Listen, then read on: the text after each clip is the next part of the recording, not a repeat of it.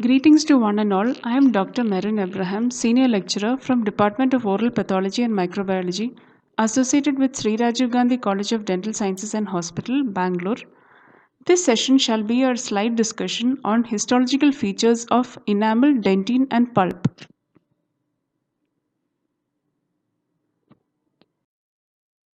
We shall have a quick look into the various histological features that are found within the enamel.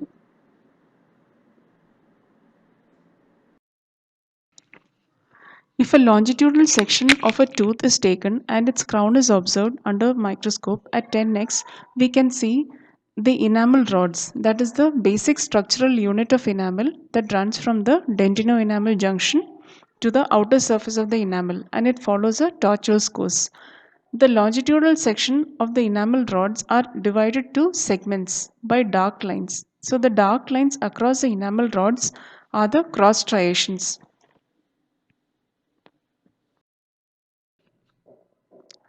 If a cross section of the tooth is prepared and if the crown is observed under the microscope, the enamel rods give a pattern of a fish scale or a keyhole pattern where it has a head and a tail. So the head represents the rods and the tail represents the interrod region.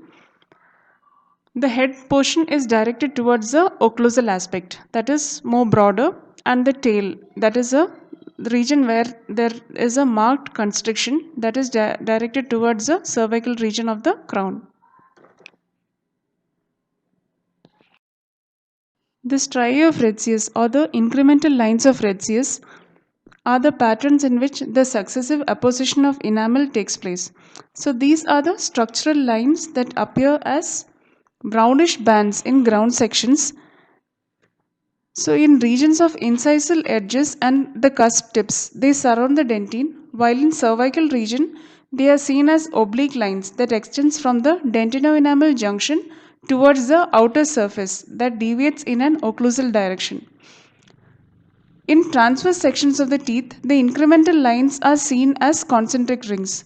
So these lines are basically a hypocalcified structure, and it reflects the variation in structure and mineralization.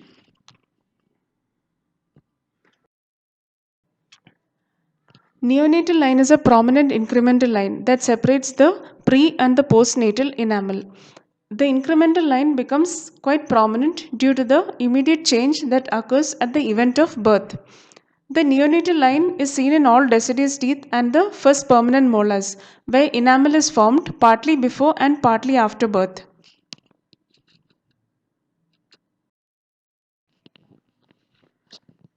Enamel lamellae and tufts are histological features of enamel. So enamel lamellae are leaf-like structures that extends from the outer surface of the enamel towards the dentine. So basically enamel lamellae is a hypocalcified structure and it is observed in regions of tension. They are of three types, type A, B and C. Type A, that is composed of poorly calcified enamel rods, that is restricted only to enamel. Type B comprises of degenerated cells and may extend into the dentine, and type C is filled with organic matter that is derived from the saliva. Enamel tufts are ribbon-like structures that extend from the dentino-enamel junction to enamel in a distance of about 1/3 to 1/5 of enamel thickness. So, in thick sections, these ribbon-like structures that arise from different planes, they project to one plane and give the appearance or the resemblance of the tuft of a grass. These are hypocalcified structures.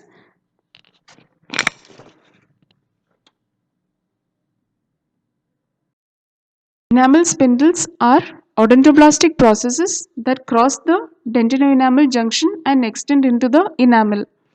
These are spindle-shaped structures that extends from the dentino-enamel junction to enamel to a distance of approximately 10 microns. They appear dark in ground section under transmitted light due to the organic content of spindle that is lost and it is replaced by air. Enamel spindles are seen more towards the cuspal tips.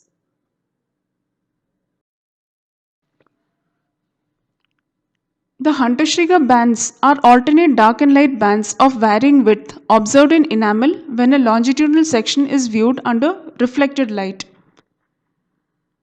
These bands arise from the dentinoenamel junction and pass outward till the inner two-thirds of the enamel thickness. These bands are slightly curved with a convexity that is directed to the cervical region. The HS bands are not seen in the outer one-third of the enamel because the enamel rods are straight in this region. The HS bands are formed due to change in direction of enamel rods.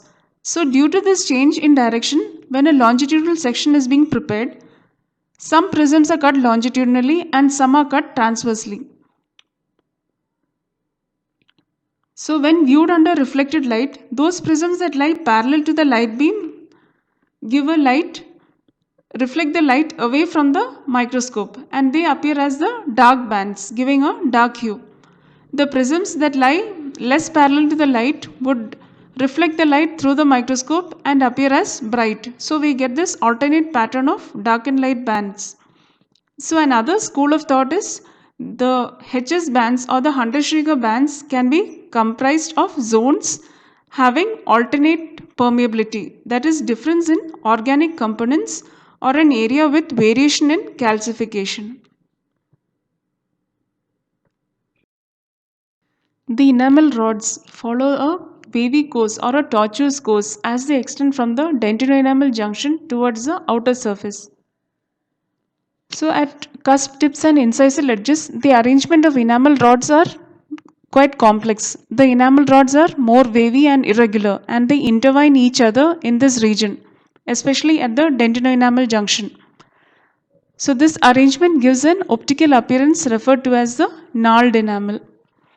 So the importance of this is, the clinical importance is this particular arrangement of rod in cuspal and incisal region makes the enamel stronger and gives its ability to withstand the masticatory forces.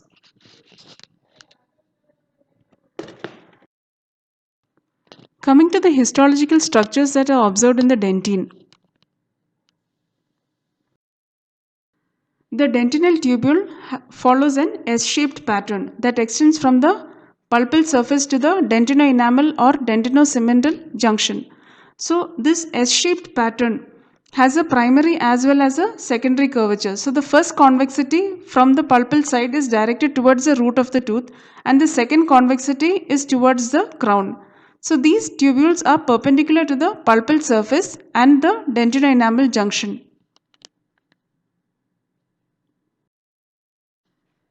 The terminal end of dentinal tubule near the dentinoenamel junction, they fork off from the main tubule at about 45 degrees to form a Y-shaped terminal branching. At this point, some odontoblastic processes can cross the dentinoenamel junction to form the enamel spindles. Along the course of the tubules, there are lateral branches at about a 1 micrometer distance. These lateral branches are at an angle of 45 degrees to the main tubule and contain odontoblastic processes. So the lateral branches can communicate with those of the adjacent tubules or they may blindly end at intertubular dentine.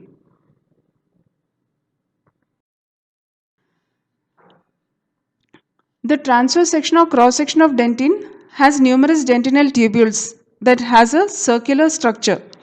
These tubules have odontoblastic process at the center and appear as dark spot with a periodontoblast space surrounding it. The periodontoblast space contains tissue fluid called the dental lymph. So the inner aspect of the tubule is lined by organic membrane called the lamina limitans. The dentinal tubules are surrounded by peritubular or intratubular dentine. In between the dentinal tubules, the bulk of the dentine is made by the intertubular dentine.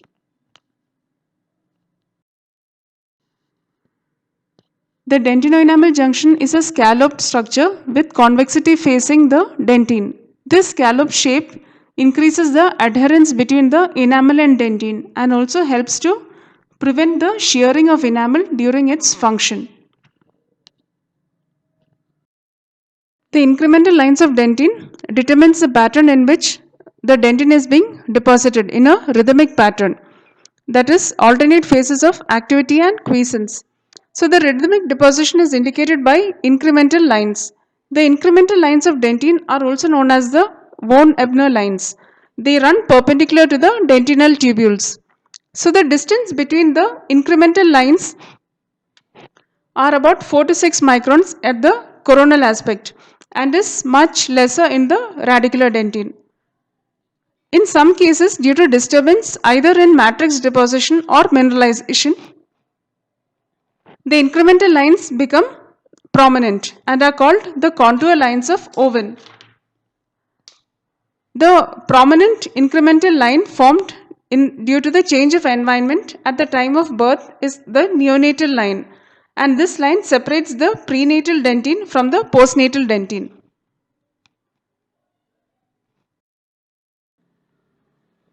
The interglobular dentin is a hypocalcified area seen in the coronal circumpulpal dentin immediately beneath the mantle dentin.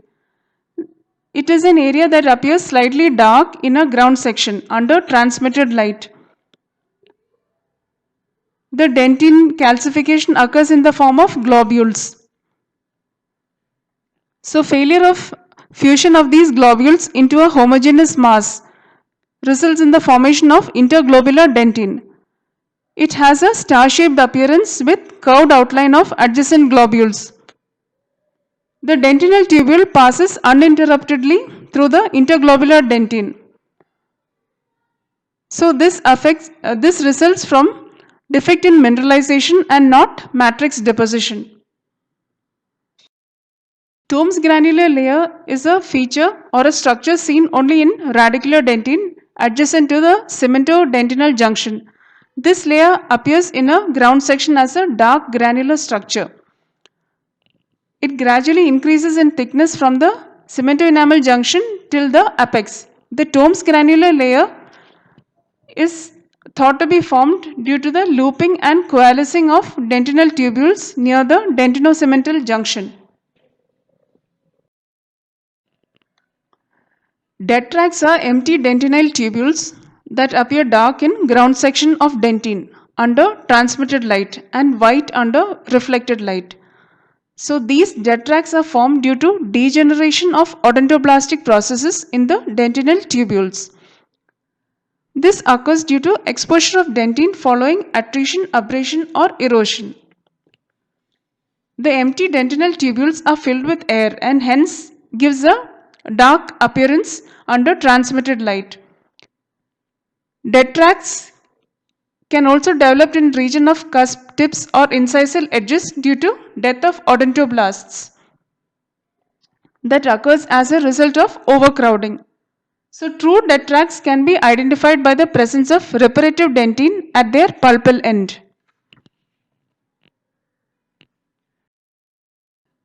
Coming to the histology of normal pulp.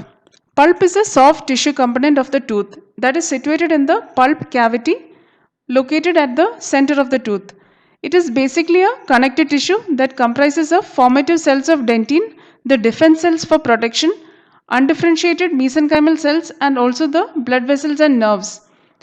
So pulp is a soft tissue and it is enclosed within the calcified components. The structure can be studied with the help of decalcified sections.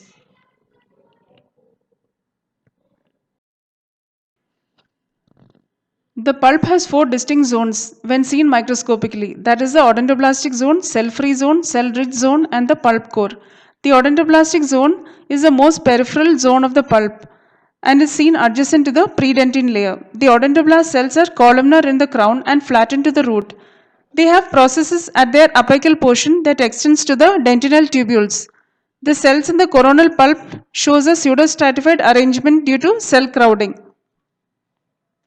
The cell-free zone is beneath the odontoblast layer. It is also known as the zone of Weil, that is devoid of cells but has fibers and nerves. The cell-rich zone is beneath the cell-free zone and comprises of cells that are predominantly fibroblasts and progenitor cells. The pulp core is found at the central portion of the pulp. It contains cells, large blood vessels and nerves. that is distributed within the ground substance. Pulp stones are calcifications seen in the pulp. They can be true or false depending on the structure. The true pulp stones have a tubular structure resembling dentine. The false pulp stones are concentric rings of calcified material that do not resemble a dentine. The pulp stones are also classified into free pulp stones, attached pulp stones, and embedded pulp stones. The free pulp stones, they lie free in the pulp without being attached to the dentine. The attached pulp stones are attached to the dentine. The embedded pulp stones are when pulp stones are completely surrounded by the dentine. That was the end of this session. Thank you.